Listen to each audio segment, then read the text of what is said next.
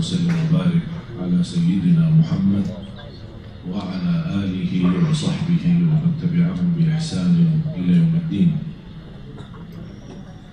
سبحانك لا علم لنا إلا ما علمتنا إنك أنت العليم الحكيم. Alhamdulillah, syukurillah, masih diberikan oleh Allah Subhanahu wa Ta'ala umur untuk kita menambah ibadah. Karena inti daripada umur kita, kehidupan kita di dunia hanya untuk beribadah kepada Allah Subhanahu wa Ta'ala. Itu tugas yang utama. Kalau kita perhatikan, perjulikan, utamakan tugas yang utama ini, selain itu semua urusan kita akan beres. Tetapi kalau kita utamakan hal yang lain, pasti akan terjadi banyak hambatan dalam beribadah maupun dalam urusan dunia. Sahabat Rasulullah SAW, karena mereka sudah faham inti daripada kehidupan mereka hanya untuk menjalani tugas, dan tugas mereka beribadah kepada Allah, mereka sudah benar-benar faham itu. Makanya mereka tidak melepaskan keutamaannya ini, mendekatkan dirinya kepada Allah SWT. Makanya mereka dapat dunia dan akhirat.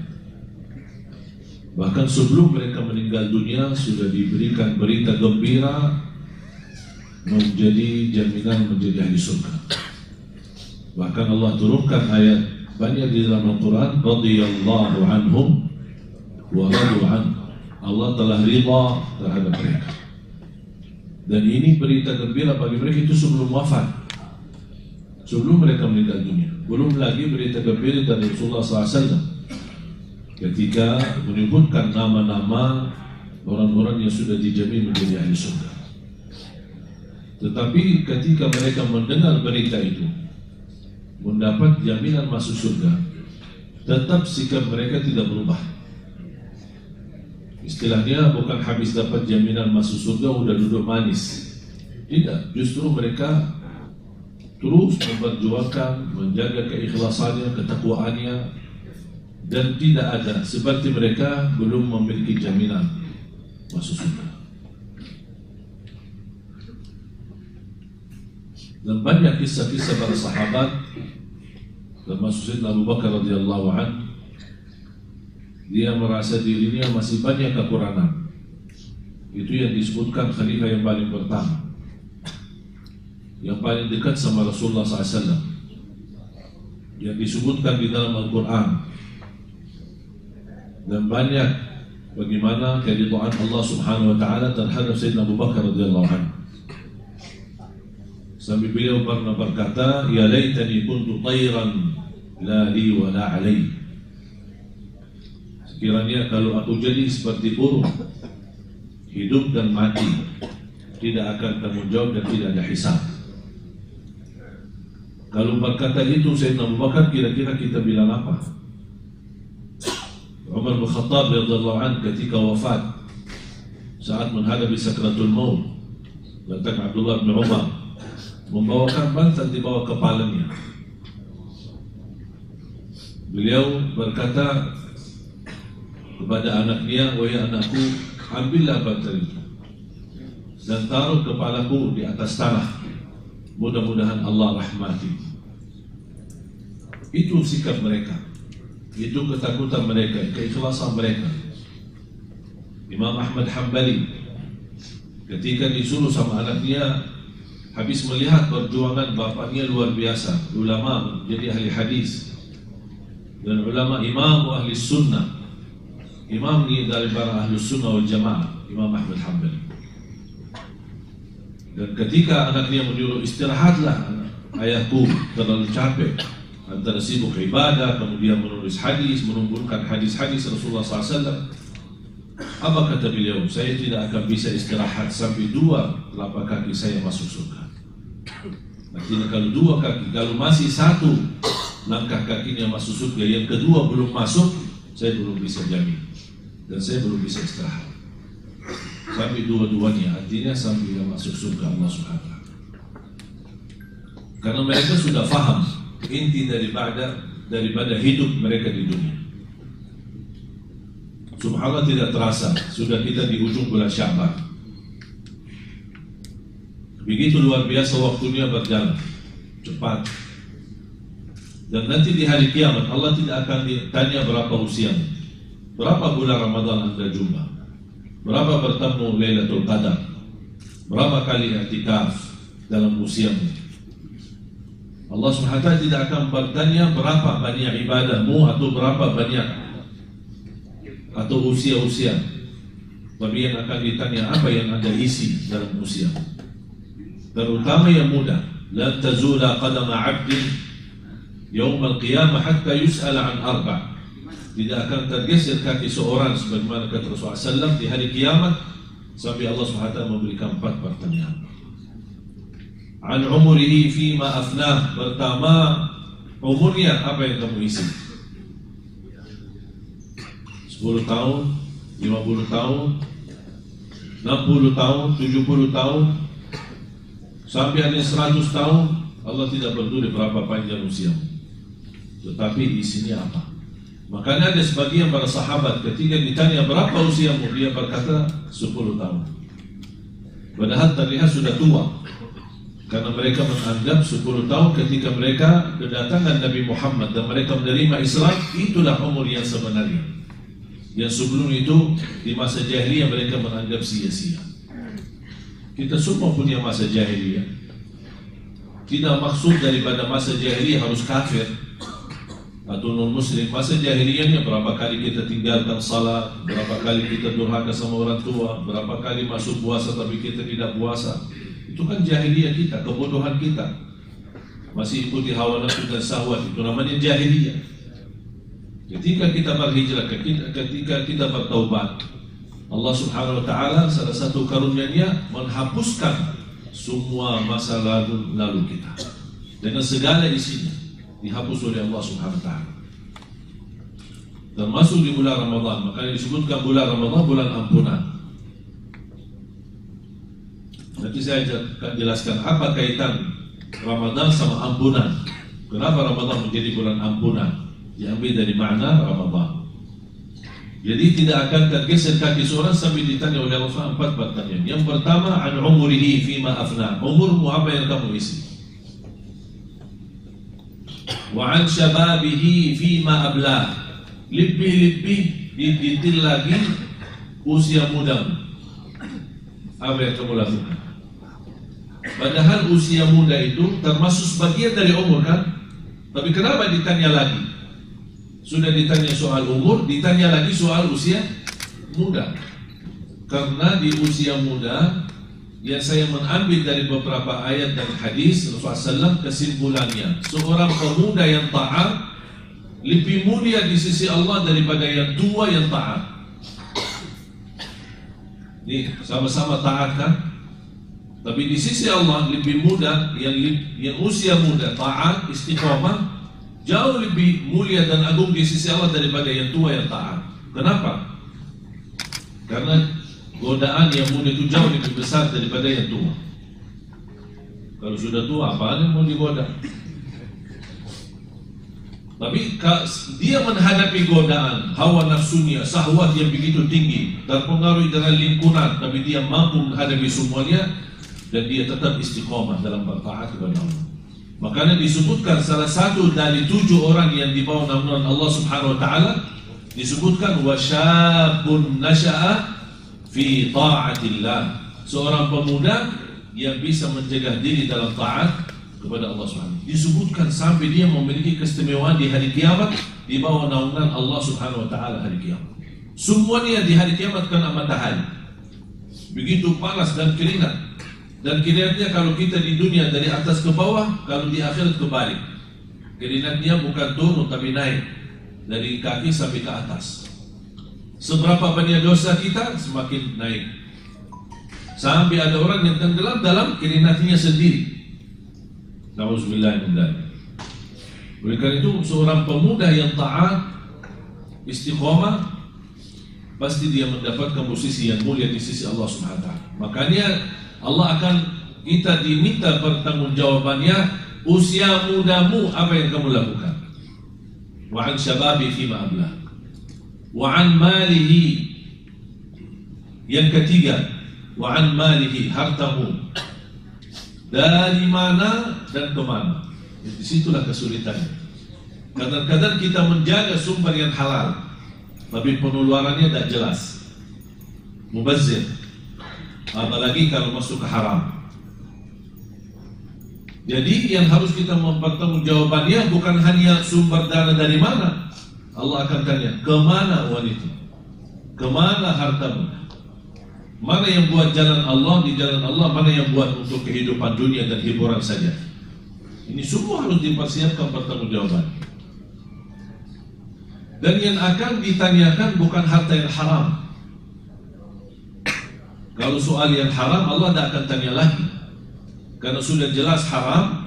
Tapi kita masih melakukannya, itu langsung diazab. Makanya ulama berkata, soal harta, halaluha hisab, wa haramuha iqab. Harta yang halal bakal dihisab, padahal halal, bersih, tapi bakal dihisab. Dari mana dan kemana. Wa haramuha, harta yang haram tidak akan dihisab, tetapi langsung diazab. Nauzubillah. Jadi dari mana dan kemana. Dan banyak kita lihat orang yang memiliki kemampuan, seberapa persen yang dia untuk umat, untuk lillahi ta'ala, dan seberapa persen yang dia gunakan untuk dunia. Ketika masuk rumah orang yang kaya, hiasannya saja bisa miliaran.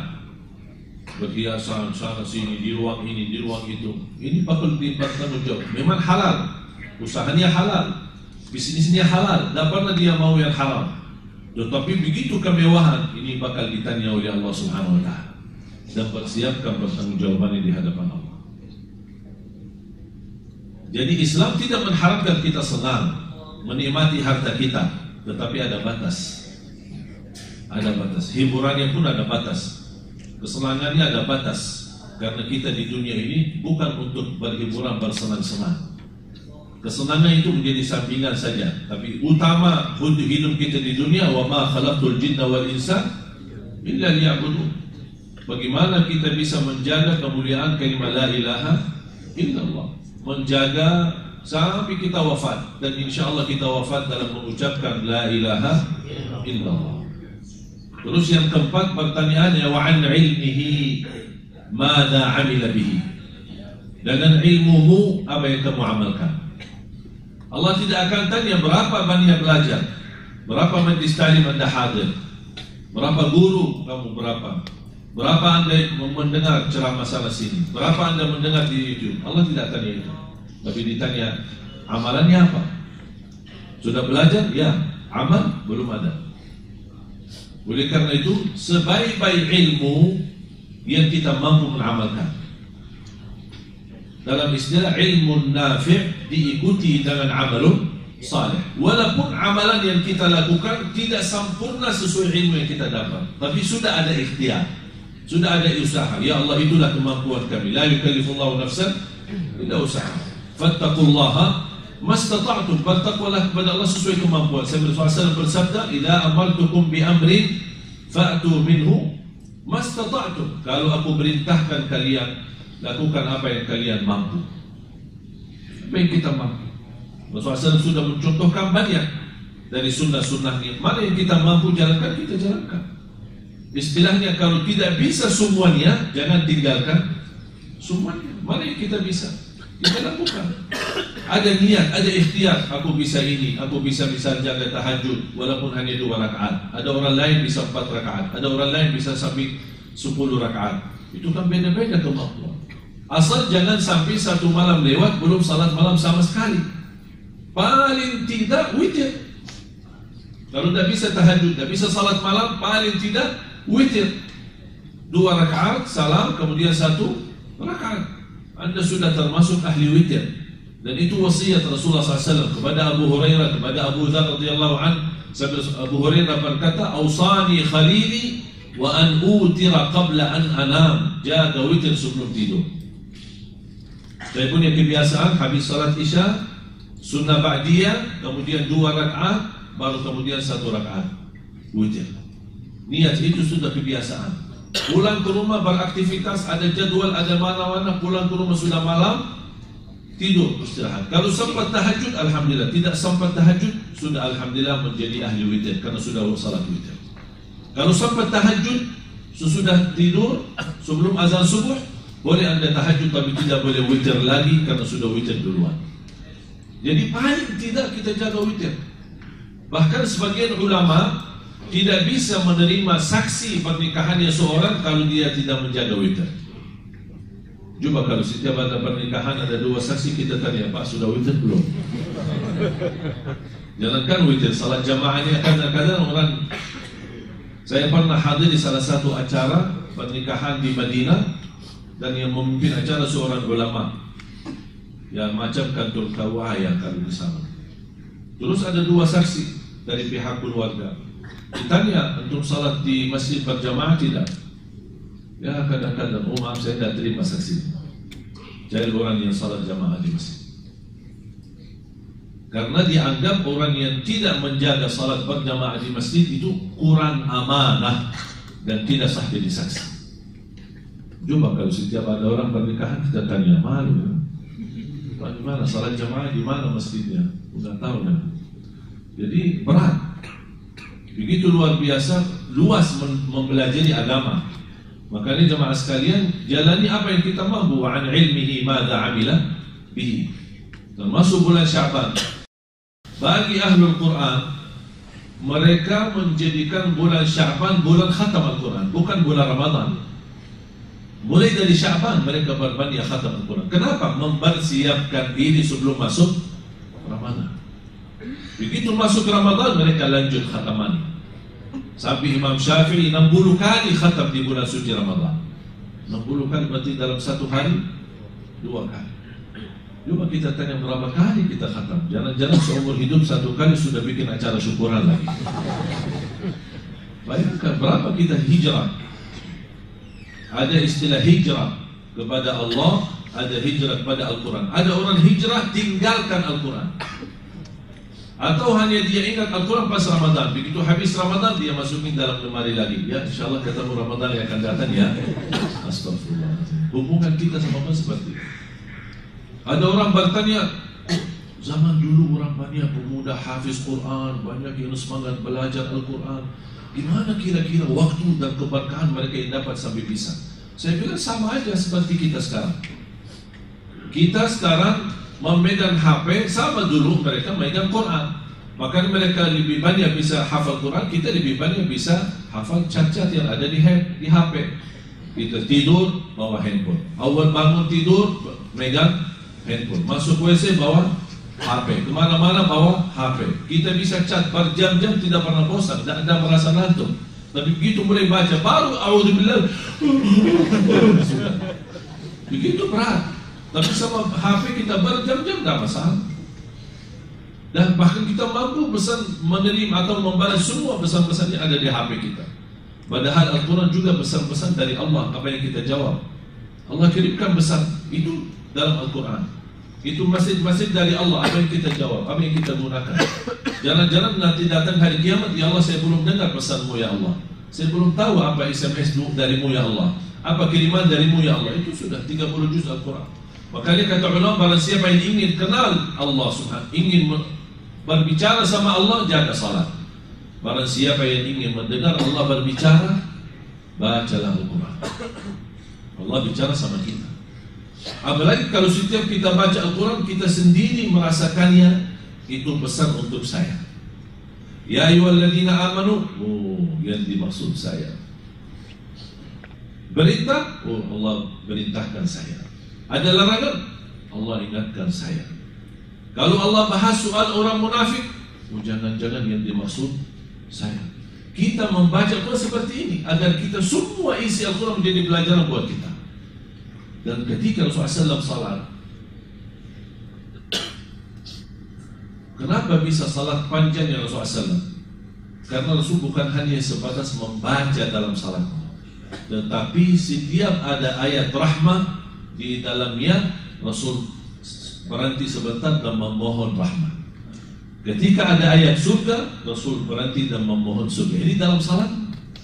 Ketika ayat neraka, Rasulullah SAW berhenti, na'udzubillah dari neraka, berlindung kepada Allah dari siksa neraka. Ayat ampunan, berhenti dan memohon ampunan. Makanya panjang salat Rasulullah SAW. Memang betul Rasulullah SAW salatnya 11, tidak pernah lebih sebagaimana kata Siti Aisyah radhiyallahu anha. Tapi tanya bagaimana cara 11 Rasulullah SAW? Jangan yang diributkan jumlahnya, setiap tahun kita ribut tarawih 11 atau 23. Tapi yang ditanya caranya kita tidak dibahas. Padahal cara Rasulullah salat sampai satu rakaat aja bisa mencapai 700 ayat. Makanya sampai bengkak kakinya. Dan insya Allah saya yakin kalau kita menjalani sunnah Nabi SAW seperti ini, insya Allah tidak ada yang salat di belakang kita. Siapa yang mampu tahan sampai 700 ayat? Oleh karena itu jamaah sekalian, itulah kembali fattaqullaha mastata'tum, jalan sesuai kemampuan kita. Fattaqullaha bukan masalah jumlahnya tapi isinya. Salat yang tenang, salat yang khusyuk, bacaan imamnya yang enak. Biar bagi jamaah yang awam yang belum banyak belajar Al-Quran, setiap malam mendengar bacaan yang bagus, pasti bakal belajar, pasti bakal bisa. Kalau selama 3 malam kita salat tarawih tidak dapat belajar Al-Quran, hanya suratul Fatihah, wallahi syukur nikmat. Anda kalau bisa membenarkan suratul Fatihah saja. Kenapa? Tidak sah salat kita kalau tidak baca Al-Fatihah dengan benar. Sebagaimana kata Imam Nawawi, ada 14 tasdid di dalam suratul Fatihah. Tertinggal 1, batal salat. Coba kita pernah belajar enggak? Pernah tanya sejauh mana bacaan Al-Fatihah saya benar atau tidak? Paling baca Al-Fatihah. Al-Imam Abu Abdurrahman As-Sulami, Abdullah bin Abdurrahman As-Sulami, seorang imam tabi'in di Ahlul Quran. Dia belajar Al-Quran sama Abdullah bin Mas'ud radhiyallahu anhu, sama sahabat Rasulullah Ali bin Abi Talib, sama sahabat Rasulullah Uthman bin Affan, sama sahabat Rasulullah Zaid bin Thabit, sama sahabat Rasulullah Uthman bin Affan. Jadi ada 5 sahabat Rasulullah, Abdullah bin Abbas. Beliau belajar Al-Quran sama mereka. Selesai dia belajar dan dia mendapatkan ijazah sanad silsilah ilmu belajar sama guru-guru yang sahabat Rasulullah. Beliau habiskan usianya lebih dari 70 tahun hanya mengajar anak-anak Al-Fatihah. Ditanya, dia bilang saya dapat hadiah besar kalau anak-anak ini bisa baca Al-Fatihah dengan benar. Itu sudah cukup bagi saya. Padahal juga belajar banyak, tapi dia mengajarkan suratul Fatihah. Saya pernah membaca salah satu wirid Imam Ibn Taymiyah lepas salat subuh sampai terbit matahari, hanya baca Al-Fatihah sampai berkali-kali. Karena sudah mereka meyakini bagaimana keberkahan dan kemuliaan yang ada di dalam suratul Fatihah. Ilmu, akidah, tauhid, tawakkal, isti'anah, semua ada di dalam suratul Fatihah. Qala Imam Qayyim, barang siapa yang memahami suratul Fatihah, semua isi Al-Quran, semua ilmu kembali pada Al-Quran, dan semua ilmu yang ada di dalam Quran kembali pada suratul Fatihah. Dan semua inti daripada isi suratul Fatihah, iyyaka na'budu wa iyyaka nasta'in. Maka Imam Qayyim bikin buku sangat bagus. Saya usulkan kalau Anda bisa beli buku ini atau bisa download di internet atau di Syekh Google. Tahu kan Syekh Google? Bukan di Syekh Google ada. Apa nama bukunya? Madarijus Salikin fi manazil iyyaka na'bud wa iyyaka nasta'in, karya Imam Ibnu Qayyim rahimahullah. Buku ini sangat bagus, mendalami, dan sudah ada bahasa Indonesia, mendalami suratul Fatihah dengan luar biasa. Kita bisa mendapatkan wawasan yang sangat luar biasa. Al-Fatihah kita baca 17 kali, masa kita tidak fahami isinya dan makna. Para jamaah sekalian dimuliakan Allah Subhanahu wa taala, kesempatan bagi kita. Mudah-mudahan kita bertemu Ramadan dalam keadaan sehat walafiat. Mudah-mudahan kita bisa menjadi orang-orang yang benar-benar bisa mendekatkan dirinya kepada Allah di bulan suci Ramadan. Ramadan kaitannya dengan ampunan. Kenapa selalu kita mendengar Ramadan kesempatan diampuni dosa kita, bahkan bebas dari neraka jahanam? Karena diambil dari makna kalimat Ramadan tersendiri. Kalimat Ramadan sendiri itu memiliki makna kepada ampunan. Ramadan diambil dari makna ramdah.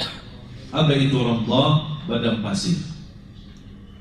Biasanya padang pasir, apalagi di musim panas, kalau kita ke padang pasir, jadi pulang ke Indonesia lagi, tambah putih atau tambah hitam? Hah? Hitam atau putih? Hitam. Kenapa? Kok bisa ke padang pasir tapi pulang hitam? Kenapa? Karena suasana, cuaca yang begitu panas, kering, matahari lagi, pasti akan pulang dari sana udah hitam. Makna daripada Ramdha dan Ramadan, kalau Ramdha adalah padang pasir, mampu membakar kulit kita. Ramadan mampu membakar dosa-dosa kita. Sudah faham makna? Jadi itulah makna kaitan. Kenapa ada kalimat Ramadan di situ? Karena Ramadan intinya membakar dosa kita. Sebagaimana padang pasir dalam bahasa Arab, Ramdha adalah mampu membakar kulit-kulit kita. Makanya Rasulullah SAW ketika naik mimbar, saya akhiri hadis ini, ketika Rasulullah SAW naik mimbar, datangnya malaikat Jibril. Qul amin, katakan amin. Rasul amin, mengucapkan amin. Naik lagi satu langkah, Qul amin, katakan amin. Rasulullah SAW menjawab amin. Naik tingkat yang ketiga, katakan amin. Kata Rasulullah amin. Baru Rasulullah bertanya, ya Jibril, apa ini? Kena amin, amin, amin sampai 3 kali. Ketika Rasulullah berdiri di atas mimbarnya, sahabat pun bertanya, ya Rasulullah, apa yang dimaksud amin, amin, amin? Rasulullah SAW menjawab, atani Jibril. Baru saja datangnya malaikat Jibril, dan dia berdoa dan minta sama saya untuk mengaminkan doanya. Coba, yang doa malaikat Jibril, yang mengamini doanya Nabi Muhammad. Kira-kira makbul gak doanya? Luar biasa. Dan doanya ini sangat sensitif. 3 isi doanya. Yang pertama, raghima anfuh. Istilah raghima anfuh dalam bahasa Arab tanda kehinaan. Jadi kalau ada orang mau di masa jahiliyah sampai berlaku sampai ke masa Rasulullah SAW, ketika ada orang menghina seorang lain, dia berkata raghima anfuk. Apa itu raghima anfuk? Anfuk itu bahasa Arab hidung. Jadi seolah-olah hidungmu tercampur dengan tanah dan pasir. Itu tanda kehinaan. Maka malaikat Jibril berkata raghima anfuk, fantas dihina oleh Allah. Kalau saya artikan, fantas dihina oleh Allah Subhanahu wa taala. Man adraka Ramadan wa lam yughfar lah. Fantas dihina oleh Allah yang bertemu Ramadan tapi tidak diampuni Allah. Nabi Muhammad berkata amin. Makanya fantas. Doa malaikat Jibril dihina oleh Allah yang bertemu Ramadan tapi tidak diampuni. Kalau tidak diampuni di bulan Ramadan, kira-kira kapan diampuni lagi? Ramadan bulan ampunan, rahmat, bebas dari neraka, tapi dia tidak dapat apa-apa sama sekali.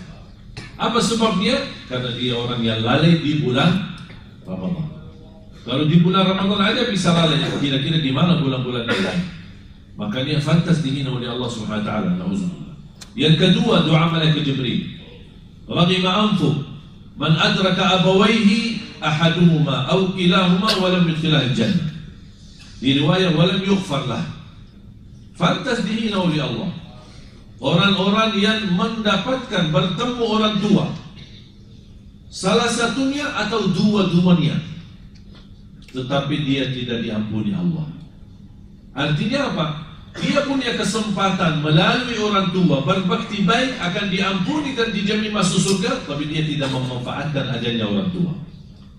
Malah justru dia menyakiti orang tua dan berdurhaka sama orang tua. Makanya ada seorang ulama ketika meninggal ibunya dan dia menangis terlihat sedih. Muridnya menegur gurunya. Guru, selama ini guru mengajarkan kami sabar menghadapi bala, musibah, apalagi musibah kematian. Kok kami lihat guru kami malah sedih dan nangis. Apa kata beliau? Saya bukan nangis karena ibu saya meninggal, tapi saya menangis karena baru pintu surga tertutup. Istilahnya melalui berbakti baik sama orang tua. Kalau sudah meninggal dunia tertutup sudah pintu, tidak ada lagi melalui mereka. Tapi alhamdulillah karunia dari Islam masih memberikan peluang ketika ada orang tua kita yang sudah meninggal dan kita merasa banyak kekurangan belum bisa selama mereka hidup menjadi berbakti baik. alhamdulillah Islam masih memberikan peluang untuk beramal saleh untuk mereka. Contohnya adalah sedekah atas nama mereka, orang tua, atau berdoa, mendoakan orang tua di setiap waktu, setiap saat. Termasuk sedekah ketika Sa'ad bin Ubadah radhiyallahu anhu datang kepada Rasul, ya Rasulullah, ibu saya meninggal, ibu saya wafat. Afa atasaddaqu anha? Apakah boleh saya bersedekah atas nama ibuku? Kata Rasul, fatasaddaq anha, bersedekahlah. Kemudian Sa'ad bin Ubadah tanya lagi, ya Rasulullah, fa ayyu sadaqati afdal? Mana sedekah yang lebih baik, yang terbaik? Rasulullah SAW menjawab, saqiyul ma, membagi air minum. Itu sedekah yang terbaik. Dan ini alhamdulillah salah satu kebiasaan kami di masa di Madinah. Pulang dari sekolah, apalagi musim Ramadan atau musim haji, kita suka pas sore hari bagi-bagi air buat orang buka puasa. Kita belajar dari kecil, luar biasa pahala membagi air. Jangankan kepada manusia, mungkin antum sudah dengar hadis wanita yang memberikan air minum kepada anjing, Allah ampuni dosanya. Kira-kira gimana kalau bagi air kepada manusia? Apalagi di kampung yang susah air bersih, kita buat sumur air untuk mereka yang bisa berguna, buat mereka bisa cuci pakaian, buat masak, buat mandi, buat wudu, buat banyak. Alhamdulillah karunia dari Allah, kami telah membangun lebih dari 200-an sumur air di Indonesia. Dan alhamdulillah sangat bermanfaat di kampung-kampung, di desa-desa yang kesulitan air bersih. Dan itu Rasulullah SAW bersabda, saqiyul ma, membagi air. Itu menjadi keberkahan yang luar biasa manfaat. Dan nawaitu, pahala itu untuk orang tua. Dan boleh anda setiap beramal saleh, boleh diniatkan untuk orang tua, atau bisa berdoa, ya Allah, aku mohon titipkan pahala amalan ini untuk orang tua saya. Termasuk misalnya anda baca Al-Quran, selesai baca Al-Quran, boleh anda berdoa, ya Allah, mohon titipkan bacaan saya untuk orang tua. Itu yang saya mendengar fatwa dari Syekh Abdullah bin Mani, salah satu anggota fatwa di Majlis Ulama Arab Saudi. Beliau berkata, ketika ditanya apakah bermanfaat kita kirimkan amalan-amalan untuk orang yang sudah wafat, ya sebagaimana yang berlaku di Indonesia, misal baca yasin, baca tahlil, baca niatnya, apapun isi amalannya, intinya untuk orang yang sudah wafat. Apakah itu boleh atau tidak? Beliau menyebutkan panjang lebar perbedaan pendapat, dan masing-masing memiliki dasar. Kesimpulannya, kata beliau, supaya anda keluar dari perbedaan itu, anda selesai amalannya berdoa, ya Allah, aku mohon titipkan pahala bacaanku amalan ini untuk orang tuaku. Dan soal doa untuk orang mayit tidak ada khilaf, sudah disepakati boleh dan bermanfaat. Dan kita selalu baca dalam salat jenazah kita, Allahumma ighfir lahu warham, Allahumma ighfir lil muslimina wal muslimat, yang kita kenal maupun yang tidak kenal. Allahumma ighfir lil muslimina wal muslimat wal mu'minina wal al ahya'i minhum wal amwat. Berarti soal doa kita bebas mendoakan orang yang hidup maupun yang sudah wafat, ada hubungan keluarga maupun tidak ada hubungan keluarga. Lebih bermanfaat, sebagaimana Rasulullah bersabda, awaladin salihin yad'u lahu, atau anak yang salih yang mendoakan. Rasul sebut kata doa, makanya muncul berbeda pendapat antara ulama. Oh, kalau doa sudah diizinkan oleh Rasul dari anak untuk orang tua, selain doa tidak boleh. Faham? Selain doa tidak boleh. Itu yang membuat perbedaan pendapat. Ada yang berkata bid'ah, ada yang berkata boleh. Tapi ada, supaya keluar dari perbedaan itu, begitu anda mengamalkan, misal sedekah, ya Allah, aku mohon titipkan sedekah ini, pahala sedekah ini untuk orang tua. Berarti anda tidak menitipkan sedekahnya, tapi anda berdoa memohon pahala sedekah ini untuk orang tua, supaya keluar dari perbedaan itu. Dan itu masalah panjang lebar. Saya sudah membaca sekian buku, luar biasa. Kalau kita mendalami perbedaan itu, masalah apakah boleh tidak untuk beramal, memberikan amalan-amalan untuk orang yang sudah wafat, seperti contohnya baca Quran, seperti contohnya zikir, untuk niatnya untuk orang yang sudah meninggal. Ini sangat sensitif masalah ini karena perbedaan yang luar biasa di antara ulama. Tidak ada sepakatan, tidak boleh sama sekali, dan tidak ada sepakatan boleh semuanya. Makanya keluar dari perbedaan itu kita kembali kepada doa Nabi Muhammad SAW bagaimana anak yang saleh yang mendoakan. Atau contoh hadis Sa'ad bin Ubadah, sedekah. Ketika ada orang berkata, ya Rasulullah, ibu saya meninggal, apakah saya boleh bersedekah? Berarti ada izin dari Rasul, kita boleh bersedekah. Salah satu amalan yang saya sampaikan kepada jamaah sedekah subuh.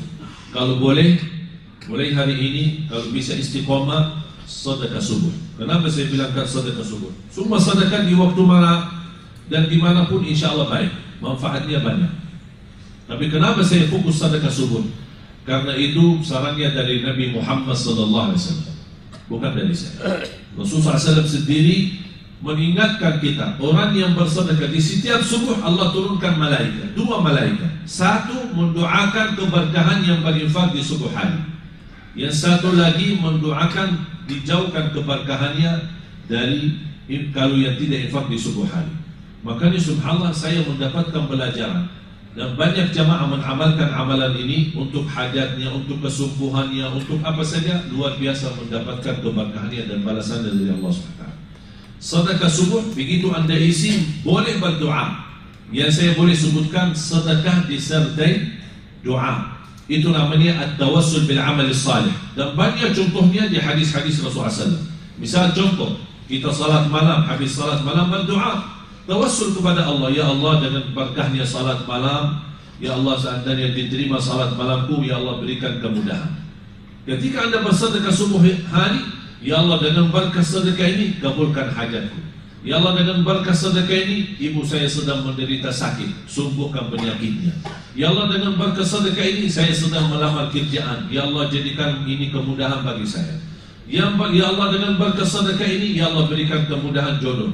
Saya mencintai seorang dan saya jatuh cinta, saya ingin ya Allah menjudi atau melamar dia, ya Allah berikan kemudahan dan jalan yang baik. Ya, semua ketika bersedekah disertai doa. Sedekah subuh maupun sedekah di waktu-waktu lillahi. Seperti kebiasaan ada orang yang sedekah di kota amal, di masjid, di majlis ta'lim atau di hari Jumat. Intinya jangan lupa berdoa. Tawassul kepada Allah dengan doa, namanya tawassul bil amalis salih. Tawassul dengan amal salih. Sebagaimana yang kita baca di hadis-hadis yang 3 orang masuk dalam gua yang tertutup, mereka berdoa kepada Allah dengan amalan mereka masing-masing sampai mereka diselamatkan oleh Allah Subhanahu wa ta'ala. Dan sedekah subuh tidak harus susah mencari anak yatim dan miskin. Mungkin kalau subuh hari susah menemukan anak yatim atau miskin, anda bikin, boleh hari ini bikin kotak amal, simpan di rumah atau kaling atau apa saja, simpan di rumah. Setiap anda habis subuh, sebelum beraktivitas, sebelum keluar rumah untuk bekerja, isi sedekah. Bismillah, kita sedekah. Ketika anda isi, disertai doa. Ya Allah dengan berkah sedekah ini saya menghadapi hutang, berikan kemudahan untuk melunasi hutang. Berkahi rezeki saya, ya Allah. Apapun hajatnya. Tapi ingat, ketika anda bersedekah, tolong disesuaikan. Jangan sedekahnya koin, tapi doanya sampai terbit matahari. Tidak malu sama Allah. Panjang banget doanya. Padahal sedekahnya cuma koin aja. Ya, tolong disesuaikan. Kalau usulan saya, ketika anda bersedekah cukup fokus satu hajat. Dan insya Allah banyak yang sudah mengamalkan amalan ini. Subhanallah, termasuk ada satu keluarga sudah lama tidak punya keturunan. Alhamdulillah dengan istiqomah, istighfar, dengan berkah sedekah subuh diberikan kemudahan, alhamdulillah, keturunan. Mudah-mudahan insya Allah apa yang sama-sama kita belajar bermanfaat. Mudah-mudahan menjadi ahlul Quran, para pencinta Al-Quran, diberikan kemudahan menjadi penghafal Al-Quran, berakhlak-akhlakul Quran di bulan suci Ramadan. Mudah-mudahan kita semua mendapatkan, diberikan keridhaan Allah Subhanahu wa taala, dan dirubahkan nasib kita. Kalau tertulis nama kita dari menjadi ahli neraka, mudah-mudahan dengan adanya bulan Ramadan, insya Allah berubah nasib kita menjadi ahli surga dan dibebaskan oleh Allah dari siksa neraka Jahannam. Amin ya rabbal alamin. Rabbana atina fid dunya hasanah wa fil akhirati hasanah wa qina adzaban nar. Walhamdulillahi rabbil alamin.